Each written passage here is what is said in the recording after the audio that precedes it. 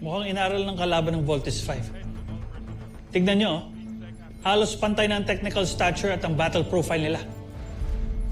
Nakakatakot, Dr. Smith. Ano pa pong lamang ng Voltes 5 dyan? Puso, Ana. Puso. Maraming kasing galing ang Voltes team, pero it's their hearts that stand out.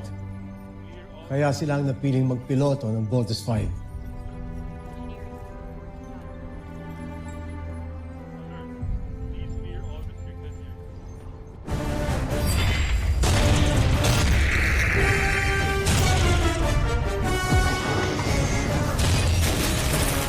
Voltes Bazooka!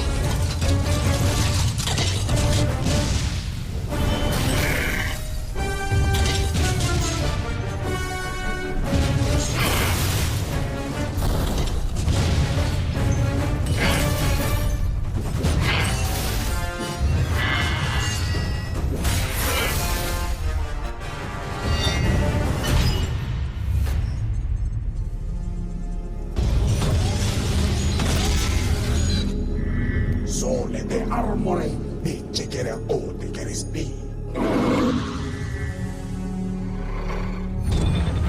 Ha? Team, nakakapagsalita yung Beast Fighter. Kaso anong sinasabi niya? Mukhang kinakausap niya tayo sa salita nila. Ano kaya ibig sabihin nun? Yun ang alamin, kalaban natin siya kaya katapusin na natin siya agad.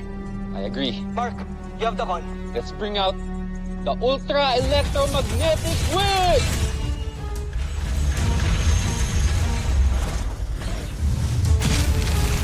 Ultra Electromagnetic Stop!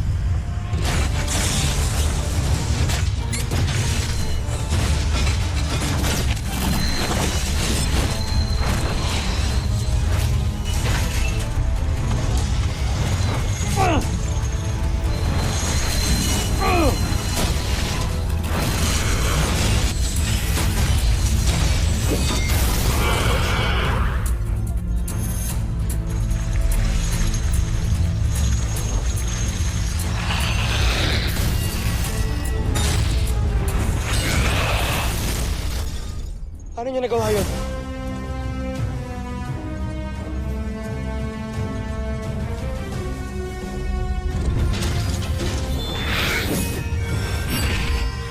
Benedizione ma armore, inaichari gonestu. Nahamon tayo ng isang to. Tiwalang-tiwala siya sa sarili niya eh, oh. Di mag-iingat kayo. Pinag-aralan tayo ng kalaban. Hindi lang yan. Kanina ko pa sinasabi sa inyo na maalam siya sa pagiging samurai. Same moves, same techniques. Talagang ni-research na mga alien yun? Napaka-cunning talaga ng mga buzain yan. So ano? Wala na tayong gagawin? Papatalo na lang tayo? Mark, hindi tayo pwedeng sumuko. Walang ibang magtatanggol ng Earth kundi tayo lang. Matira matibay ito. Big Bird, i-ready mo ang laser sword.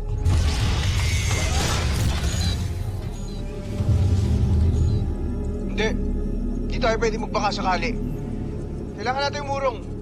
Guys, ramdam ko ang lakas ng Beast Fighter na to. Kahit gamitin natin yung laser sword, mawawasak niya lang tayo.